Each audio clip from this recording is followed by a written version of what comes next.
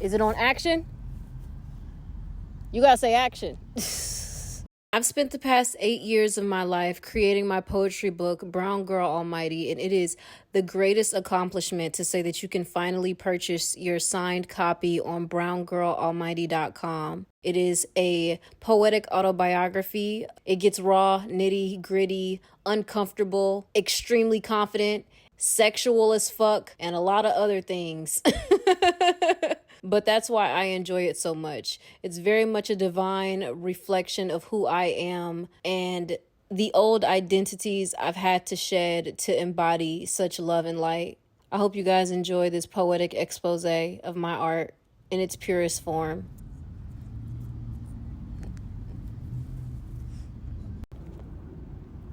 Action. Anatomy.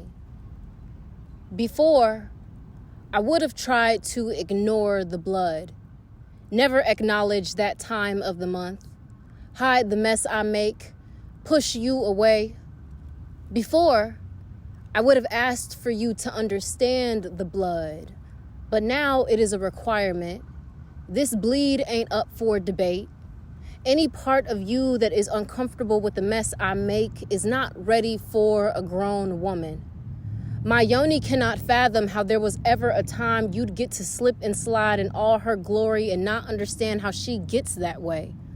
All the glands and crevices that make her flow a river of sweetness, the tissues and nerves that orchestrate a symphony of moans, the neural pathways that dance across my brain to manifest an orgasm.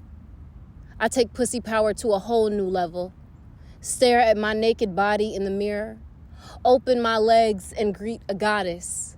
She says, man wants you to fear me, wants you to shun me into oblivion, discredit the power that hides between your legs and hold on tight to generational tension.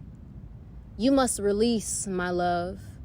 You must relax into your temple and exhale any darkness that wants to dim your light. From now on, the only thing you must hold on tight to is yourself.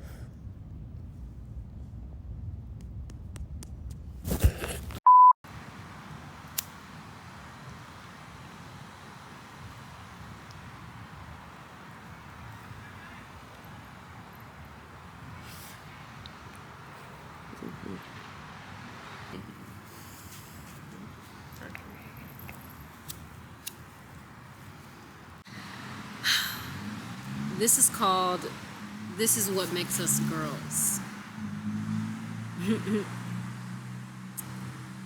The bad girl introduces me to Pierce the Veil in 8th grade. I am outcast, bullied, a little insecure, but highly fashionable. This is not a tale about depression.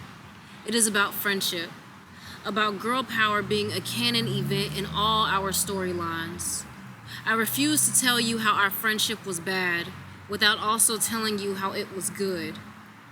At the start of 8th grade, we made vision boards out of our composition notebooks, ripped bold words, pop stars, and duck lips out of magazines and glued them down with Elmer's. Tiana was the only kid in class unfazed by what Vogue and Elle had to offer. She came to school the next day and her notebook was a mirage of teen angst. Black, white, gray, red. I didn't know her at the time, but I wanted to. As an emerging poet, I was captivated by inspirational quotes. So when she showed me her notebook, I read with enthusiasm. Everything spoke to my heart about being a misfit, but I had never heard of any of the authors. Bring Me the Horizon, Sleeping with Sirens, Black Veil Brides. Right before I could ask her what this was, my eyes landed on the one. Maybe I'll pretend right now, but I swear to God, I'm gonna change the world. Pierce the Veil. My finger slams onto her notebook. What is this? That's Pierce the Veil. It's a band, and you should listen to them. From that point on, Tiana and I were inseparable. We'd listen to Lana Del Rey and fantasize about moving to California. We'd talk about the boys we wanted to marry like Ali Sykes and Jaden Smith while crying over the ones who ignored us in high school. Tiana used to skip school to smoke cigarettes with the white kids while I'd take notes to fill her in on everything she missed. After school, we'd take Tumblr pictures in tight skinny jeans and snapbacks and edit galaxies behind us. 2013 was a completely different world. Tiana and I were obsessed with being in love and let the worst things influence how we viewed it. Evan Peters in season 1 of American Horror Story, Lana Del Rey's Ultraviolence album, Tumblr posts that said shit like, "You can't love someone unless you love yourself first." Bullshit.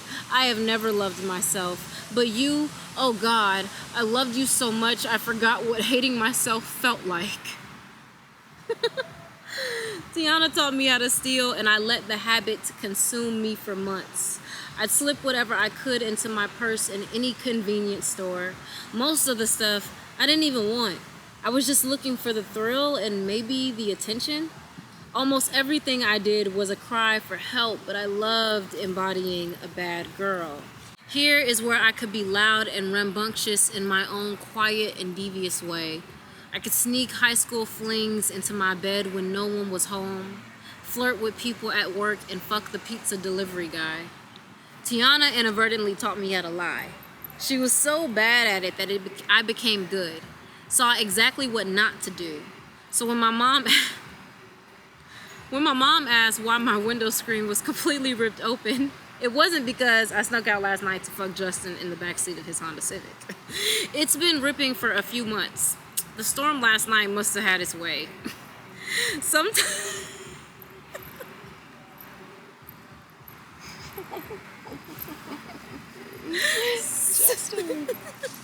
Sometime between my first and second year of high school, Tiana and I's friendship started to fade. Once, she woke my mom up at 6 a.m. by accidentally knocking on my little brother's bedroom window. Tiana woke me up that morning in a manic state about the shit show that was her life. My mom's frustration grew. She didn't understand why I kept her around given how much trouble she was. Our friendship was based on being teen girls who had all the emotions in the world but no one to relate to. We saw ourselves in each other and nurtured that for better or worse. I was short-tempered, sexually repressed, and had daddy issues. She struggled with substance abuse, self-harm, raising all her siblings while still trying to find ways to escape herself. We loved each other despite.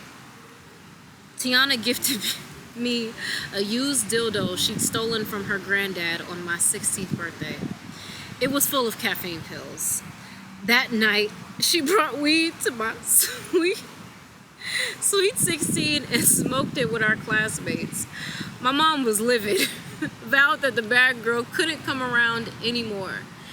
3/4 of me agreed, but I still felt this unique connection with Tiana.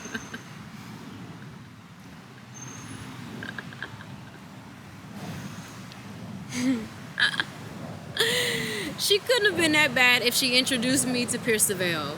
If she kept me smiling after 3 years of an off and on friendship. And who's to say I wasn't as bad as her? Perhaps my mother's disdain for Tiana was to disguise her confusion for the teenager I'd become. Because who am I if not a bad girl too? I've sought thrills in the most dangerous places. Alone at night in the streets of downtown Atlanta, in the hands of strange men, in rooms with women who hate themselves more than they hate me. In her book, Communion, Bell Hooks says, women who suppress their own unique gifts in the interest of being dutiful daughters, wives, and mothers are often filled with rage.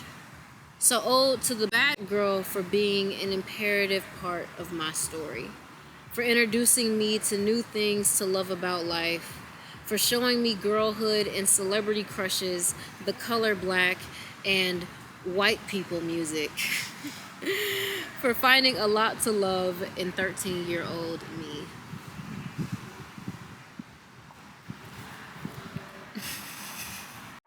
I love the authentic reactions to it because you're like laughing and stuff in between. I would love to hear that. No, like, same. Yeah. I think the giggliness really adds to like, this feels like a girly picnic. I'm like creating this movie in my mind. Like that's why I love that poem so much, because I could literally like make a movie off that one poem. Yes. You know? Like teen angst, Pierce the Veil, guys smoking weed for the first time, getting caught, jumping out the window. window. I'm like, that whole poem is a movie, literally. Like, I feel like I've seen a movie like that, but not. You know what I mean? Like, I haven't seen a movie like that in a really long time and made Especially really with well. black women? Yes, with black women. Like, it's just, I don't know. It all makes sense. Especially how you read her journal. To think how young black girls have all really not gone through the same things, but like just to see the mirror of my life and yours completely different, but we felt the same things. It's just it's so beautiful. It's so reassuring. It's just so like, wow, like Bailey, you're not alone. But I am tired of dancing. When your father calls you a bitch, it's not the type of thing you'll easily forget. I woke up this morning, and as my thoughts started to roll in, I hear my father snarl to my 13-year-old self, "You a bitch." My inner child still trembles at the sound. His words shot straight into the void that was my subconscious, and I've been festering on it ever since. I see my father in all the men I've dated, in the way I roll my eyes and handle my anger. All reactive, no response. I either light the conversation up in flames or passively blow the rubble away. There is no in between. So thanks for the trauma, Dad. This poem has been writing me for eons. My father and I have danced this dance in past lifetimes. No wonder he looks so familiar. Our grievances have slipped through the cracks of intergalactic trauma and sulk behind us like the shadows we hide from. It won't stop until we face the darkness. And I'd love to tell you that I am unfazed, but that is just a coping mechanism.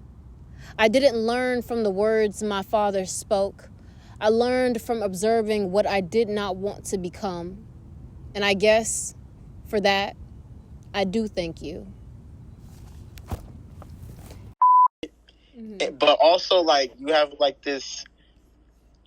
just like these moments that like really, really like shift. Like, you like really have like a strong way of like shifting the reality of what you're talking about. Like, I don't know, you're just a good writer, bro.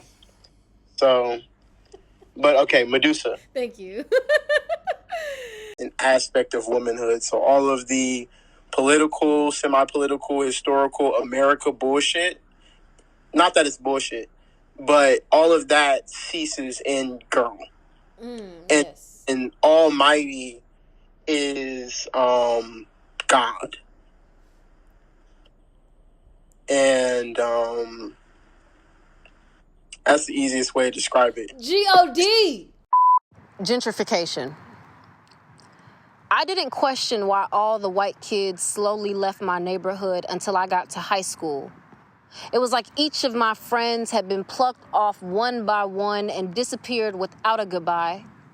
I heard they moved to cities like Kennesaw, or Alpharetta, or Woodstock, all towns known for their large Caucasian population and expensive homes. I remember my elementary school being diverse.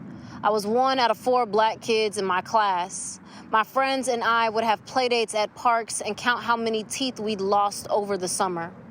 Every Halloween, there was a bonfire in someone's backyard and a sleepover at so-and-so's house, so I wonder when my city stopped being good enough for their parents. I learned the term white flight in college. It is when white people migrate out of racially diverse areas and move into the suburbs. Over the years, my city has undergone so much development that my mother's house is now worth $160,000 more than what she paid. I learned gentrification in middle school.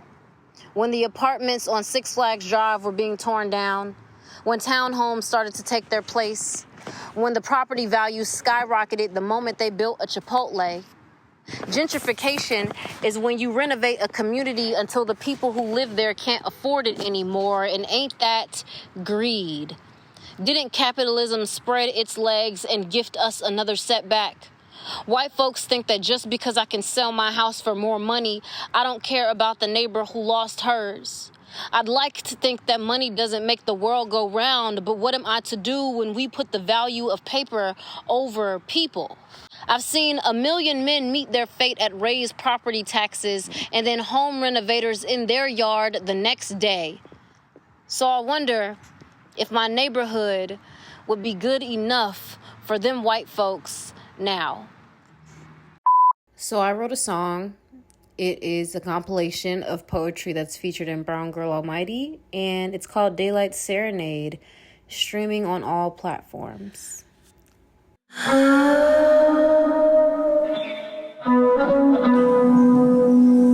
me I'm pretty. Kiss me like you mean it. Don't you know this pussy be fruit? Don't you know this pussy be juicy and wet?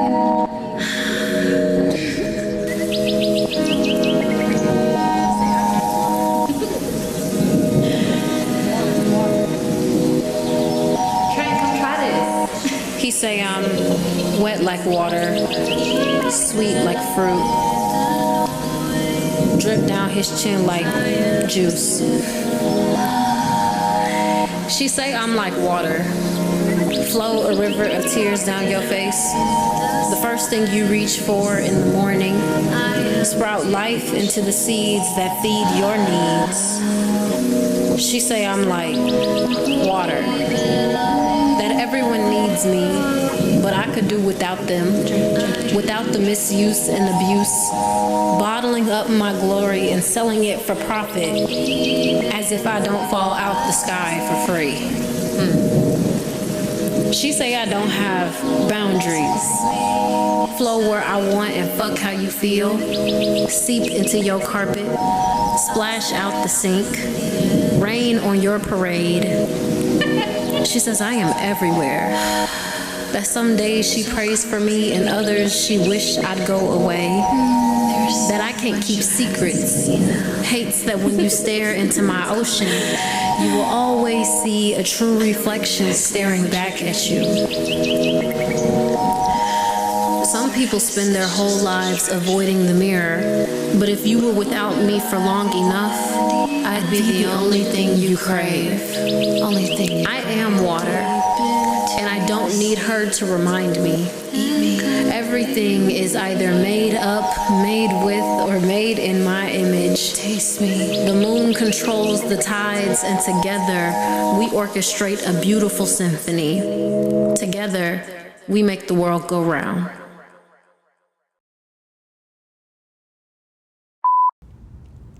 This is called I Wish We Could Return to Our True Being.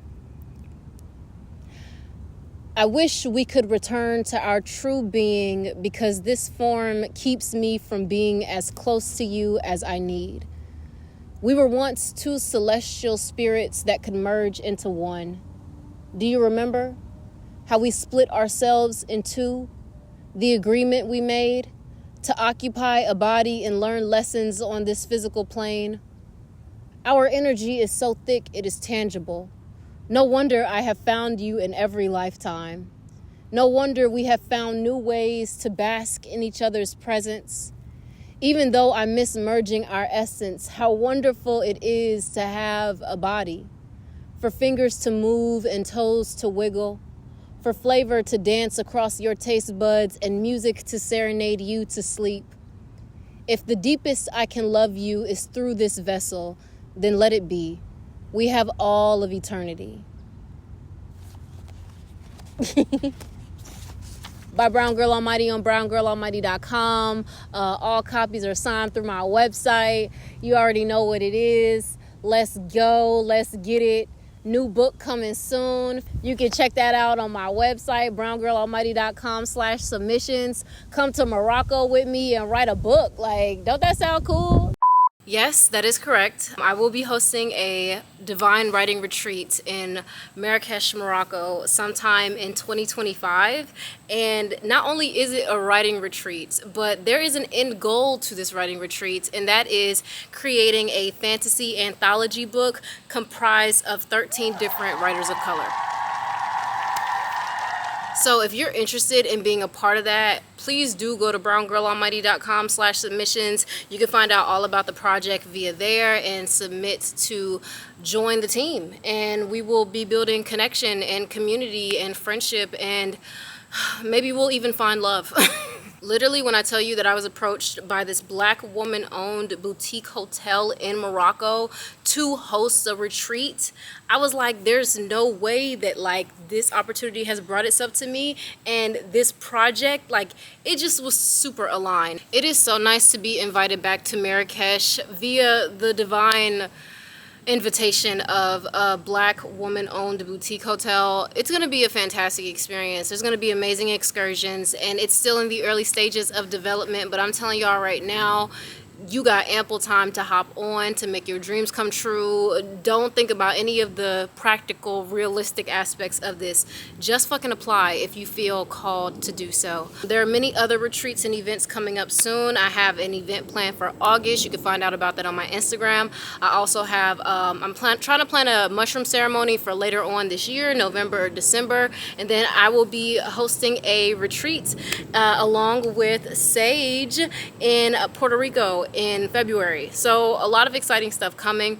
I've really been focused on more so creating in-person, in real life situations. For those of you who are not aware, but YouTube deleted my channel back in February, along with some of your other favorite creators like Lynette Atkins and Keturah. We were some of the few who got our channels deleted because we make mushroom content, specifically with the company Schedule 35, who I still rock with till this day. And literally after that happened, I was just like, why would I keep creating content for a platform that does not respect me, does not respect my voice, and doesn't want to hear what I have to say?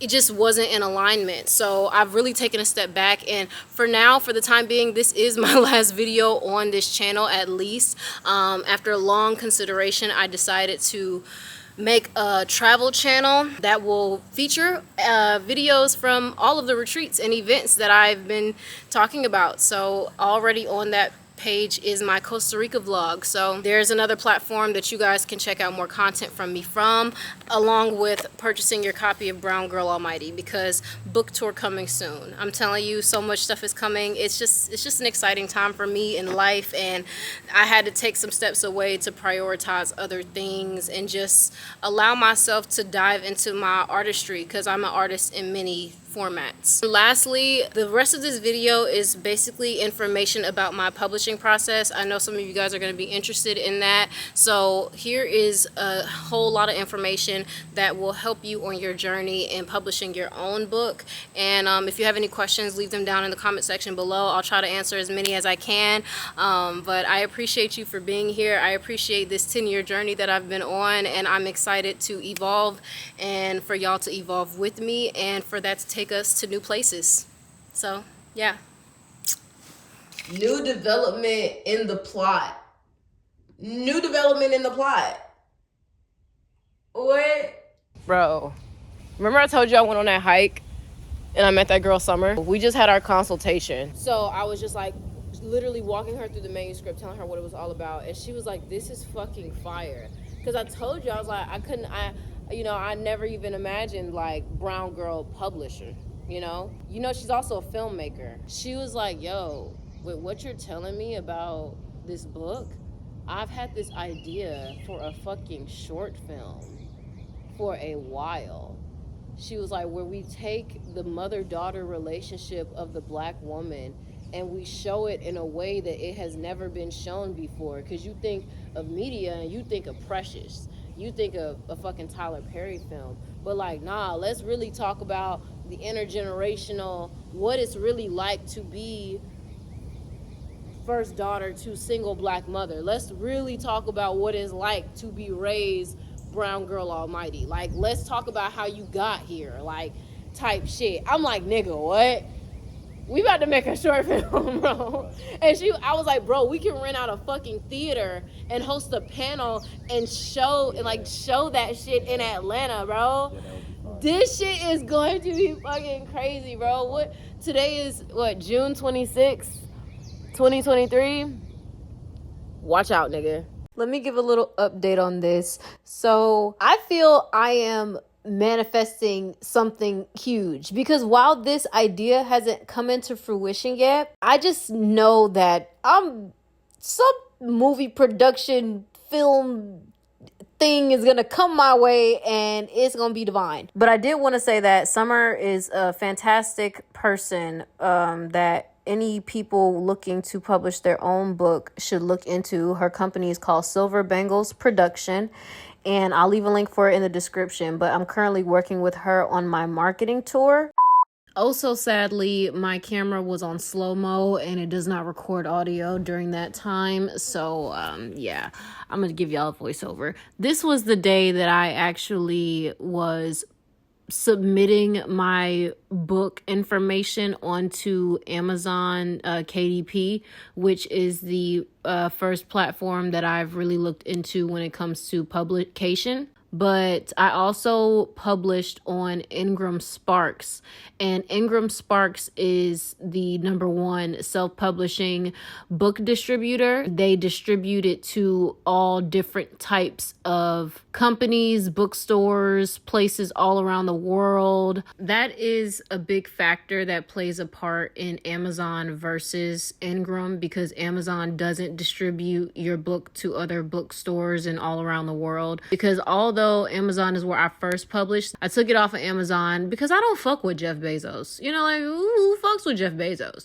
This was also the day that I purchased the first proof copies of my book. And y'all, when I tell you I was so fucking eager to get the first physical copy of my book delivered, like, it's such a big deal. This was the day that I got the book. Yeah, I was just elated with joy. Like, this literally a dream come true. And as of currently, I have sold over 100 copies of Brown Girl Almighty via my website. And it's been a wondrous journey. You know, I'm just being patient with myself because this is literally completely new for me and literally something I've dreamed of for a very long time. So I'm just so happy to be able to share with you guys. I appreciate you very much for sticking to the end of this video. If you did, please comment a purple and yellow heart. You know, like Brown Girl Almighty. I hope to see you guys in my future events and retreats. I'm so happy to literally say that I'm a published author. Like, oh my God, it's gonna make me cry.